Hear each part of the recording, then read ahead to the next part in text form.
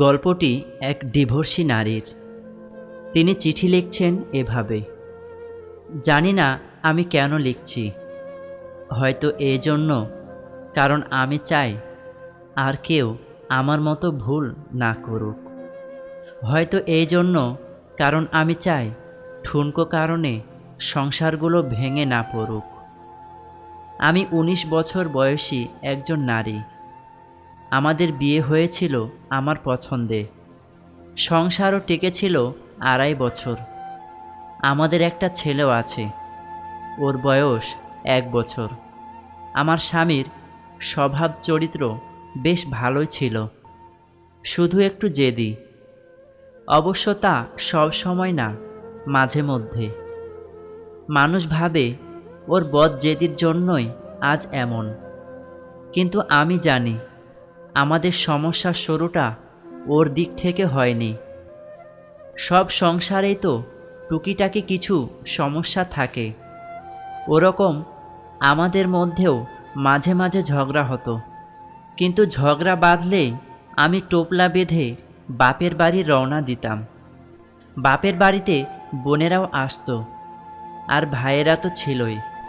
ওদের কাছে কেঁদে কেঁদে সব কিছু খুলে বলতাম। তখন ওরা সবাই ওকে বলতো, ফোন করে কথা শোনাতো। আমার ছোট বোন তো রীতিমতো অপমান করত। আমার কাছে মনে হতো ঠিকই আছে, কত বড় সাহস, আমার সাথে লাগতে আসে, আমাকে নিজের মতো করে চালাতে চায়। আমার মধ্যে কেমন একটা জেদ কাজ করলো। ওর কাছে ছোট হব, ওর কাছে নিজের ভুল স্বীকার করব, মাপ চাইব, এটা ভাবতেই পারতাম না। উল্টো বড় গলা নিয়ে বলতাম, ডিভোর্স দাও। তোমার মতো লোকের সাথে কে সংসার করে?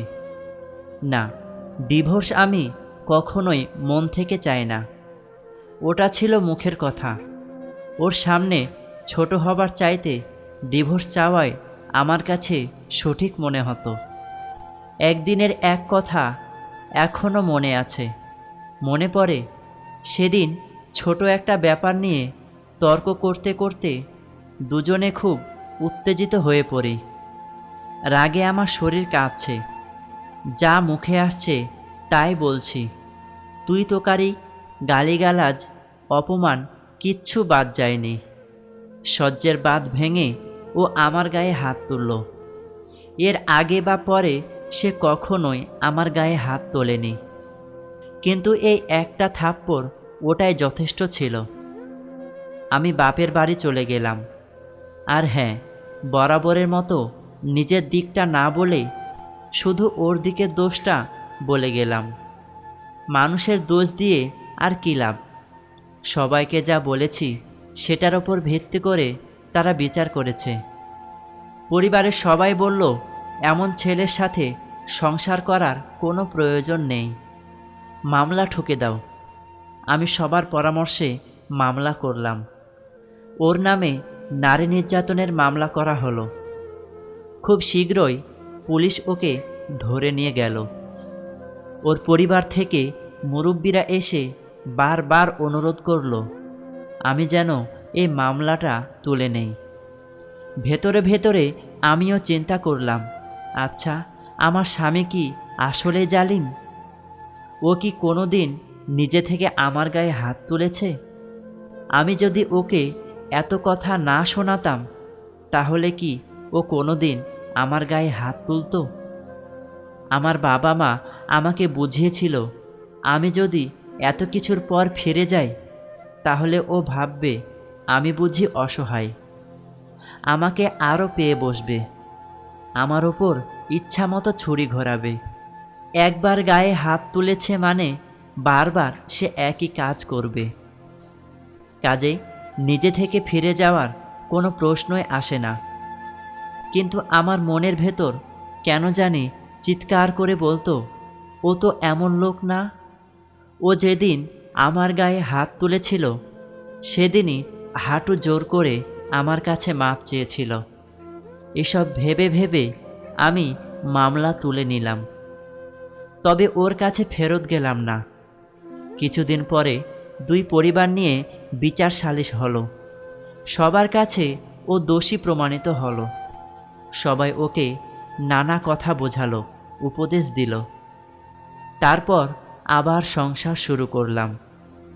এর পরের কয়েক মাস ভালো চলছিল, কিন্তু হুট করে আবার কি একটা নিয়ে আমাদের মাঝে ঝগড়া হলো। বেশ, কাপড় চোপড় গুছিয়ে আবার আমি বাপের বাড়ি গিয়ে উঠলাম। এর মধ্যেই শুনলাম ও নাকি অসুস্থ। আমি বাসায় ফিরতে চাইলে আমার পরিবার বলল, এভাবে একা একা ঝগড়ার পর একা একা ফিরলে সেটা ভালো দেখায় না। আর আমার বোনেদের কথা ছিল, ওসব অসুখ টসুখ কিছু না, সব বাহানা।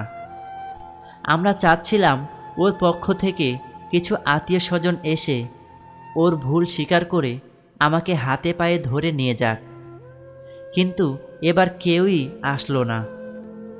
আর কিছুদিন পর আমাকে ডিভোর্স লেটার পাঠিয়ে দিল।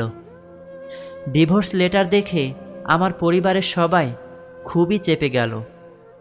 কত বড় সাহস, মেয়েকে এত কষ্টে রেখেছে, তার উপর ডিভোর্স লেটার পাঠায়।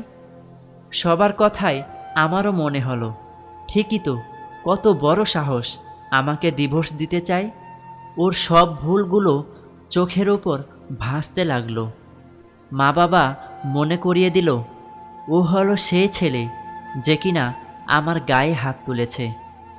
প্রতিশোধের আগুন জ্বলতে জ্বলতে আমিও ঠিক করলাম, এবার ডিভোর্স দেব। কে চায় এমন ফালতু লোকের সংসার করতে? কোর্টে গিয়ে ওকে হেনস্থা করার চেষ্টা করলাম।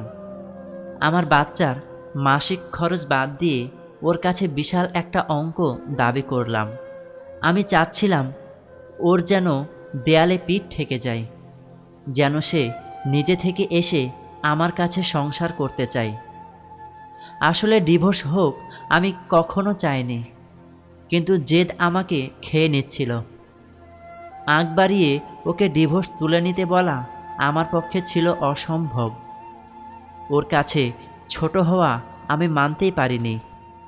কিন্তু আশ্চর্য ব্যাপার, ও আমার বিশাল অঙ্কের টাকা দিতে রাজি হয়ে গেল। আমাদের ছেলেকে আমি পেয়ে গেলাম, ভরণ পোষণ, মাসিক খরচ, ওর সম্পত্তি সব। বিনিময়ে ও শুধু পেল ডিভোর্স। আমাদের ডিভোর্স হয়েছে আজ 3.5 বছর হলো। ও আবার বিয়ে করেছে, সুখেই আছে বোঝা যায়। আসলে ওর মতো একটা স্বামীকে নিয়ে মেয়েরা হয়তো সুখেই থাকবে। এখন আমার নিজের কথা ভেবে আফসোস হয়, মানুষের মুখের কথা কখনো কখনো ছুরির চেয়েও ধারালো হতে পারে। ও আমাকে একবার থাপ্পড় মেরেছিল ঠিকই, কিন্তু আমি তাকে কথার তীরে ছিন্ন ভিন্ন করে ফেলতাম। শারীরিক নির্যাতন করিনি সত্যি, কিন্তু মানসিকভাবে কষ্ট দিতাম। এসব কথা আমার বাবা মাকে কখনোই বলা হয়নি। নিজের দোষের কথা মানুষ কতই না বলে। মাঝে মাঝে ভাবি, ইস, আমার পরিবার যদি একটু নিজে থেকে বুঝিয়ে আমাকে সংসার করার উপদেশ দিত। যখন আমি ওর কাছে ফিরে যেতে চাইতাম, তখন ওর খারাপটা না বলে যদি আমি একটু তার ভালো দিকগুলো মনে করাতাম, আমি যদি নিজের জেদ নিয়ে পড়ে না থেকে একটু ওর কাছে নত হতাম, তাহলে হয়তো আমাকে আজ এই দিন দেখতে হতো না। আজ আমার ভাই বোন, বন্ধুবান্ধব সবার নিজেদের সংসার আছে, তারা সবাই সুখের সংসার করছে। কিন্তু ছোট্ট একটা ভুলেই সব শেষ হয়ে গেল। তাই দোয়া করি আর কারো জীবন যেন আমার মতো না হয়।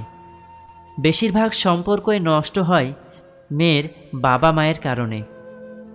স্বামী আপনার অভিভাবক, তাই তার সামনে একটু নত হলে সমস্যা কোথায়? তাই মেয়েদের বলবো, ডিভোর্সের মতো বড় সিদ্ধান্ত নেওয়ার আগে অনেক ভাবনা চিন্তা করবেন, না হলে পরে আফসোস ছাড়া আর কিছুই করতে পারবেন না। আশা করছি আজকের ভিডিওটি আপনার অনেক ভালো লেগেছে। ভিডিওটি ভালো লাগলে অবশ্যই চ্যানেলটিতে সাবস্ক্রাইব করে পাশে থাকবেন। কারণ আপনাদের একটা সাবস্ক্রাইব বা লাইক আমাকে পরবর্তী ভিডিও বানাতে উৎসাহ প্রদান করে। ধন্যবাদ সবাইকে। আসসালামু আলাইকুম ওয়া রাহমাতুল্লাহ।